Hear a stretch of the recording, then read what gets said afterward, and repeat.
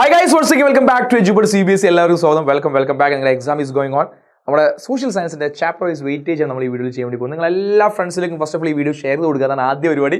And നിങ്ങൾക്കറിയാം എപ്പോഴും നമ്മൾ സോഷ്യൽ സയൻസ് ഒരുപാട് പഠിക്കാനുണ്ട്, ഒരുപാട് ഇങ്ങനെ വൈഡായി കിടക്കുന്ന സബ്ജക്റ്റ് അല്ലേ. പക്ഷേ അത് ശരിക്കും ഈ ചാപ്റ്റർ വെയിറ്റേജ് അറിഞ്ഞു കഴിഞ്ഞാൽ നിങ്ങൾക്ക് ഒരു ഭയങ്കര റിലാക്സേഷൻ, ഓരോ ചാപ്റ്ററും ഏത് രീതിയിലാണ് ഞാൻ പഠിക്കേണ്ടതെന്ന കൃത്യമായ ധാരണ നിങ്ങൾക്ക് കിട്ടുന്ന കാര്യത്തിൽ ഒരു സംശയമില്ല. സോ എല്ലാ ഫ്രണ്ട്സിനും നിങ്ങളുടെ CBSE സർക്കിളിൽ വരുന്ന എല്ലാ കുട്ടികൾക്കും വീഡിയോ ഷെയർ കൊടുക്കുക.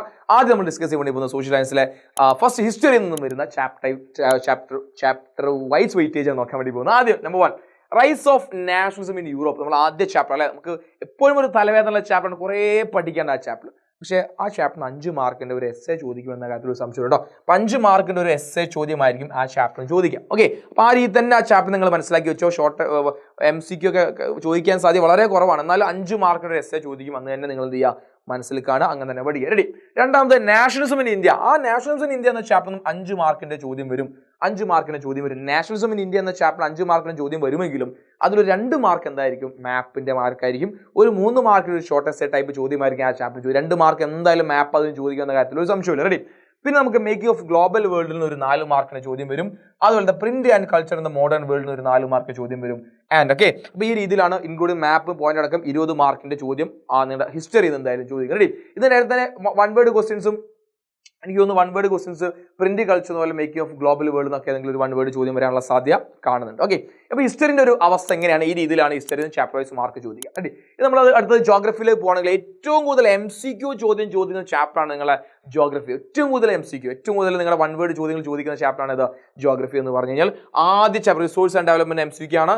ഫോറസ്റ്റ് ആൻഡ് വൈൽഡ് ലൈഫ് 1 മാർക്കിന് MCQ ആയിരിക്കും. അഗ്രികൾച്ചർ 1 മാർക്ക് MCQ ആയിരിക്കും. ഓക്കെ, അപ്പോൾ ആ രീതിയിൽ MCQ 3-4 MCQ ചാപ്റ്റർ ചോദിക്കുന്നുണ്ട്. പിന്നെ ഈ പറഞ്ഞ life line of national economy map point ചെയ്യാൻ ചോദിക്കും. മാനുഫാക്ചറിംഗ് ഇൻഡസ്ട്രീസ് ഒരു മാപ്പ് പോയിന്റ് ചെയ്യാൻ ചോദിക്കും. ഏതെങ്കിലുമൊക്കെ മാപ്പുകൾ ഇൻഡസ്ട്രീസിനെ പറ്റി ചോദിക്കും, പൈപ്പ് ലൈനെ പറ്റി ചോദിക്കും. ഓക്കെ, അപ്പോൾ മാപ്പ് പോയിന്റിങ്ങിന് 3 മാർക്ക് ശരിക്കും എവിടുന്നാണ്, ഈ ചാപ്റ്ററാണ് ചോദിക്കും. ജോഗ്രഫിയിൽ നിന്ന് 3, അതുപോലെ തന്നെ ഹിസ്റ്ററിയിൽ നിന്ന് 2, അങ്ങനെ 5 മാർക്കിലാണ് നിങ്ങളുടെ മാപ്പ് പോയിന്റിങ് വരും. അപ്പോൾ ജോഗ്രഫി നന്നായി എന്ത് ചെയ്യണം, മാപ്പ് പോയിന്റ് ചെയ്യുന്ന രീതിയിൽ നിങ്ങൾ കാര്യങ്ങൾ പഠിച്ചു വെക്കുക. റെഡി. അങ്ങനെ ടോട്ടൽ ഈ രീതിയിലാണ് ഈ ചാപ്റ്റർ മാർക്ക് ഉണ്ടായിരിക്കുക. പിന്നെ വാട്ടർ റിസോഴ്സ് 4 മാർക്ക്. പിന്നെ നമ്മളതാ പറയാത്ത എല്ലാം നമ്മൾ പറഞ്ഞു അല്ലേ. അപ്പോൾ ഏറ്റവും കൂടുതൽ MCQ ചോദിക്കാൻ സാധ്യത ഒരു ചാപ്റ്റർ ഏതാണ്, നമ്മൾ ജോഗ്രഫിയിൽ ചോദിക്കാൻ സാധ്യതയുണ്ട്. റെഡി. ഇത് നമ്മൾ പൊളിറ്റിക്സിൽ പോകുകയാണെങ്കിൽ പവർ ഷെയറിംഗ് 6 മാർക്കിന് ചോദിക്കും. അവിടെ ഒരു എസ്സേ നിങ്ങൾക്ക് അവിടെ എക്സ്പെക്ട് ചെയ്യാം. Power sharing it's very important chapter ആണ്. 6 മാർക്ക് നേതാൽ അവിടെ MCQ ചോദ്യം ഉണ്ടായിരിക്കും. ഒരു ഷോർട്ട് എസ്സേ വരാൻ 1 മാർക്ക് കഴിഞ്ഞാൽ എന്തായാലും MCQ ചോദിക്കും. 5 മാർക്കിന് ഒരു എസ്സേ നിങ്ങൾക്ക് ആ ചാപ്റ്ററിന് എക്സ്പെക്ട് ചെയ്യാവുന്നതാണ്. അതാണ് 6 മാർക്ക്. ഓക്കെ, പിന്നെ ഫെഡറലിസം 3 മാർക്കിന് ചോദിക്കും. ജെൻഡർ റിലീജിയൻ കാസ്റ്റ് ഒരു 3 മാർക്ക് ചോദിക്കും. പൊളിറ്റിക്കൽ പാർട്ടീസ് അതിനൊരു MCQ ഉണ്ടായിരിക്കും. ഒരു 4 മാർക്കിന് ഷോർട്ട് എസ്സേ നിങ്ങൾക്ക് എക്സ്പെക്ട് ചെയ്യാം. Ready.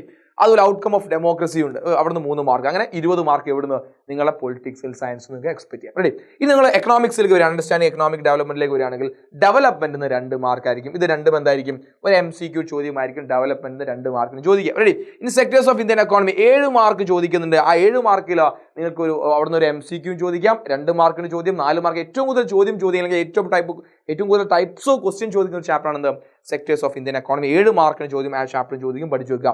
Money and credit 6 mark ചോദ്യമാണ്. അവിടുന്ന് ഒരു MCQ ഉണ്ടായിരിക്കും. ഒരു 5 മാർക്കിന്റെ എസ്സേയും മണി ആൻഡ് ക്രെഡിറ്റ് നിങ്ങൾക്ക് എക്സ്പെക്ട് ചെയ്യാം. MCQ ഉണ്ടായിരിക്കും, 5 മാർക്കിന്റെ എസ്സേയും ചോദിക്കും. റെഡി. പിന്നെ ഗ്ലോബലൈസേഷൻ ആണ് ഇന്ത്യൻ എക്കോണമിന്ന് 5 മാർക്കിന് ഒരു എസ്സേ നിങ്ങൾക്ക് എക്സ്പെക്ട് ചെയ്യാം. അങ്ങനെ 20 മാർക്ക്. ഈ രീതിയിലായിരിക്കും നിങ്ങളുടെ എക്കണോമിക്സിന്റെ സോഷ്യൽ സയൻസിന്റെ ചാപ്റ്റർ വെയിറ്റേജ് വരാൻ വേണ്ടി പോകുന്നു. ഓരോ ചാപ്റ്ററും ഏത് തരം ചോദ്യമാണ് എന്ന് ചോദിക്കുന്നത് മനസ്സിലാക്കി പഠിച്ചു കഴിഞ്ഞാൽ സോഷ്യൽ സയൻസ് ഈസി, എളുപ്പത്തിൽ മാർക്ക് സ്കോർ ചെയ്യാൻ സാധിക്കും. ആൻഡ് കമ്മിങ് ഡേയ്സ് നമ്മുടെ ലൈവ് വരാൻ വേണ്ടി പോവാണ്. ലൈവ് നിർബന്ധം അറ്റൻഡ് ചെയ്യണം. ആൻഡ് നിങ്ങളുടെ എല്ലാ ഫ്രണ്ട്സിനും ഈ വീഡിയോ നിങ്ങൾ ഷെയർ കൊടുക്കുക. നിങ്ങളുടെ വിലപ്പെട്ട അഭിപ്രായങ്ങൾ താഴെ കമന്റ് ചെയ്യാൻ മറക്കരുത്. അപ്പോൾ ഓൾ ദി വെരി ബെസ്റ്റ്. നിങ്ങൾ പഠിച്ച കാര്യങ്ങളൊക്കെ എക്സാമിന് ചോദിക്കുന്ന ഒരു പോസിറ്റീവ് വൈബിൽ നിൽക്കാം. All the best.